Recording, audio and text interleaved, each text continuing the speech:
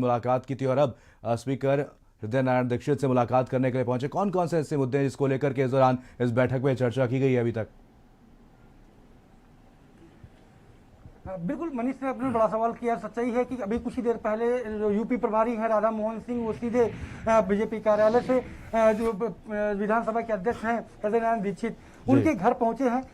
क्योंकि राज्यपाल से मुलाकात के बाद वो सीधे बीजेपी कार्यालय गए थे, वहां मंत्री स्वाति सिंह से मुलाकात की और उसके बाद अब सीधे तौर पर स्पीकर के घर आना कहीं ना कहीं ये दर्शाता है कि सारे लोगों से मिलने के बाद अब स्पीकर से मुलाकात, ये पूरी सरकार की कार्यप्रणाली का 4.25 साल के कामकाज के लेखा जोखा का और साथ ही क्योंकि तमाम नेता ये ऐसे स्पीकर हैं जिनसे मिलने कार्यकर्ता भी दिन भर आते हैं और विधायक हो, सांसद हो या मंत्री, वो भी जाकर के मिलते हैं। तो कहाँ पर क्या खामियां हैं, किसे दूर किया जाए। और अब एक मुद्दा सबसे बड़ा है कि 22 के विधानसभा चुनाव को लेकर के क्या समीक्षा है ग्राउंड जीरो की।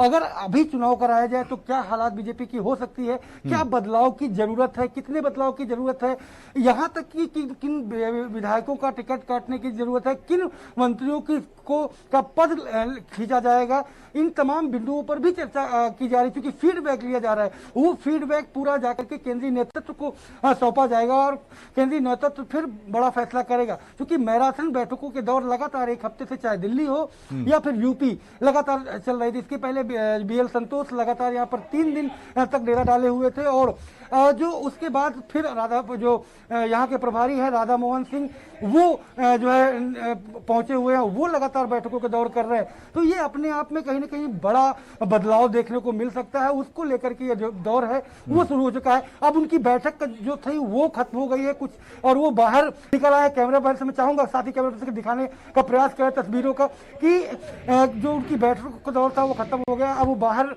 निकल करके आए हैं और मीडिया से रूबरू हो रहे हैं कि किन किन मुद्दों पे, हालांकि बीजेपी के चाहे बड़े नेता हो या छोटे, कोई भी नेता इस बैठक को लेकर के क्लियर बताने को तैयार नहीं है। क्योंकि बीजेपी का एक कल्चर रहा है कि कोई जो भी फैसले केंद्रीय नेतृत्व करता है उसके पहले सारे परिणाम और साथ जुटा लिए जाते हैं, उसके बाद वो वहां से फैसला लेते हैं। तो फैसला लिया केंद्रीय नेतृत्व जाएगा। कट्सी मुलाकातों की बातें जरूर की जा रही है, लेकिन इस सियासत में समय और मुलाकात खासी अहम और मायने रखती है ये मुलाकातें, क्योंकि इन मुलाकातों के मायने हैं और मकसद निकल करके आगे आने वाले दिनों में देखने को मिलेगा। तो कहीं ना कहीं ये मुलाकातें ये दर्शाती है कि कुछ बड़ा बदलाव होने को है और यही वजह है कि लगातार जो बैठकों के दौर है, मुलाकातों के दौर है, वो शुरू है, क्योंकि मास्टर की है राधा मोहन सिंह यूपी के लिए। बिल्कुल, तो यहाँ पर बैठकों का दौर लगातार जारी है। जैसा कि आपने बताया, लगातार बीजेपी के वरिष्ठ नेता मुलाकात कर रहे हैं। इससे पहले भी मुलाकात हुई थी और उसके बाद खबर यह भी है कि बीजेपी के राष्ट्रीय अध्यक्ष जेपी नड्डा भी आने वाले समय में इस महीने के अंत तक मुलाकात करने के लिए लखनऊ पहुंचने वाले तमाम मुद्दों को लेकर के इस दौरान भी चर्चा की जाएगी। आपको क्या लगता है, क्या कुछ बदलाव यहां पर मंत्रिमंडल में आने वाले समय में देखने को मिल सकते हैं? बिल्कुल, मैं बताऊं कि केंद्रीय नेतृत्व में पीएम मोदी के बहुत ही करीबी माने जाते हैं एके शर्मा। उनके एडजस्टमेंट को लेकर के काफी समय से रोड़ा चल रहा था और यही वजह कि उस रोड़े को दूर करने के लिए लगातार बैठकों के जो दौर है वो शुरू है। और अब स्पीकर से मुलाकात करने के बाद राधा मोहन सिंह उनके आवास से निकल चुके हैं सीधे तौर पर। तो एक बड़ा ये और खास करके अहम है कि इन बैठकों के बाद केंद्रीय नेतृत्व क्या फैसला लेगा, ये आने वाले दिनों में जब अब केंद्रीय नेतृत्व यहाँ यूपी पहुंचेगा तो कहीं ना कहीं देखने को मिलेगा। देखिए, प्रदेश जो स्पीकर हैं विधानसभा के हृदय नारायण दीक्षित, उनसे मुलाकात के बाद वो निकल चुके हैं और वो अपने आवास के अंदर जा रहे। तो मुलाकात जो थी वो कटसी खत्म हो चुकी है। अब जल्द ही इन मुलाकातों के परिणाम क्या होंगे वो देखने को मिलेगा। बिल्कुल संजय, यहाँ पर हृदय नारायण दीक्षित से मुलाकात से पहले उन्होंने जो राज्यपाल हैं आनंदीबेन पटेल से भी उन्होंने इससे पहले मुलाकात की थी। उस दौरान क्या कुछ मुद्दे रहे जिसको लेकर के इस बैठक में चर्चा की थी? बिल्कुल, राज्यपाल के जो यूपी के राज्यपाल हैं आनंदीबेन पटेल, उनका अपना बड़ी सक्रियता के साथ सियासत में रही। उसके गुजरात की मुख्यमंत्री भी थी। उसके बाद जब उनके राज्यपाल बनाए गए तब भी वो काफी सक्रिय रहती हैं। और जिस तरीके से बंद लिफाफा यूपी के प्रभारी राधा मोहन सिंह ने उनको सौंपा है, तो उस लिफाफे के मायने बहुत तेजी से सियासी गलियारों में लगाए जा रहे हैं कि आखिरकार जी। उस लिफाफे में क्या है। लेकिन माना यह जा रहा है कि तमाम जो कहीं ना कहीं रिपोर्ट्स है वो उनकर सौंपी गई है, उनकी ओपनिंग क्या है, वो किस तरीके से सोच रही है सरकार के बारे में, उनके पास ओपिनियन क्या है, वो जानने पहुंचे थे। और वो जानने के बाद वो सीधे जो है बीजेपी कार्यालय पहुंचे थे। उसके बाद अब हृदय नारायण दीक्षित जो स्पीकर हैं विधानसभा के, उनसे मुलाकात की और उनसे फीडबैक लेने के बाद सीधे अब यहाँ से वो रवाना हो गए हैं। बिल्कुल संजय, यहाँ पर ए.के. शर्मा की अगर बात की जाए तो पिछले कुछ दिनों से काफी ज्यादा चर्चा में ए.के. शर्मा रहे। क्या लगता है आने वाले समय में क्या कुछ जिम्मेदारी, क्या कुछ महत्वपूर्ण जिम्मेदारी उन्हें सौंपी जा सकती है?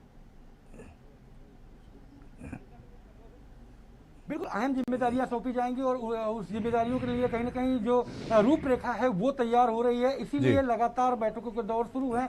अब यहाँ से जो निकल करके जानकारी ये मिल रही है कि जो बीजेपी कार्यालय के लिए यहाँ से वो रवाना हुए हैं और वो अब देखना ये होगा कि दिल्ली के लिए रवानगी कब करते हैं। उसके बाद वहाँ पहुँच के जिस तरीके से रिपोर्ट देंगे तब जेपी नड्डा, अमित शाह और पीएम नरेंद्र मोदी के बीच जो अहम बैठक होगी, खासकर चूंकि मैं आपको बताऊं कि पिछले वीक में जो राष्ट्रीय केंद्रीय नेतृत्व के ये लोग यहाँ पर थे और साथ ही साथ संघ के तमाम बड़े पदाधिकारी भी अलग बैठक कर रहे थे, क्योंकि संघ अपने तमाम कार्यकर्ताओं, अपने जो पदाधिकारी हैं उनके साथ बैठक कर रहा था। तो पहले 2 बैठकें यूपी को लेकर के लगातार चल रही थी। तो ये बैठकों के दौर जो है वो कहीं ना कहीं बताते हैं कि कुछ बड़ा घटनाक्रम, कुछ बड़ा बदलाव देखने को मिलेगा। तमाम मंत्रियों की बत्तियां जाएंगी और तमाम नए चेहरों को तवज्जो दी जाएगी, क्योंकि 22 के विधानसभा चुनाव है और यूपी में सियासत जातिगत बहुत ज्यादा होती है। यूपी और बिहार में ये कहावत है कि जातिगत राजनीति बहुत होती है। तो ऐसे में छोटे छोटे जो क्षेत्र हैं उन क्षेत्र में कहाँ किसे जातिगत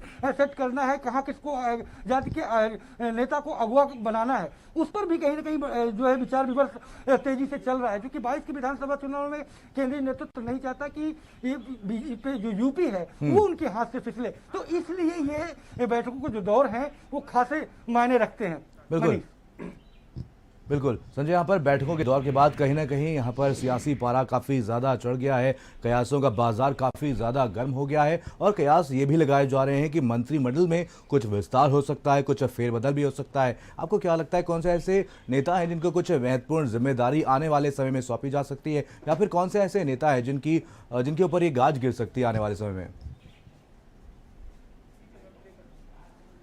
कई चेहरे हैं, कई नाम हैं जिन पर जो है कहीं ना कहीं देखिए जो जिस तरीके से शिक्षा मंत्री के ऊपर आरोप लगे अपने भाई को ही नौकरी देने का, उन पर भी बताया जा रहा है कि उन पर भी गाज गिर सकती है। स्वाति सिंह जिस तरीके से उनकी कार्यशैली काफ़ी एरोगेंट मानी जाती है, लोगों के बीच में कम जाना और लोगों के काम काज को और कार्यकर्ताओं को तवज्जो न देने के आरोप भी उन पर लगते आए हैं। तो कहीं ना कहीं उन पर भी जो है गाज गिर सकती है। हालांकि अभी यह केवल सियासी गलियारों में जो अटकलें हैं वही चल रही है, उनका अंतिम फैसला आने के बाद ही इन पर मुहर लगेगी। तो ऐसे कई चेहरे हैं, करीब 4 से 5 ऐसे चेहरे हैं जिन पर गाज गिर सकती है और कुछ नए चेहरे जो है उनको तवज्जो दी जा सकती है। तो उन पर मंथन लगातार चल रहा है और केंद्रीय नेतृत्व आने वाले दिनों में इन बदलावों को की लिस्ट भी जारी करेगा और उसके बाद उनको उनकी जो है ताजपोशी की जाएगी। बिल्कुल, तमाम जानकारी के लिए बहुत बहुत धन्यवाद संजय।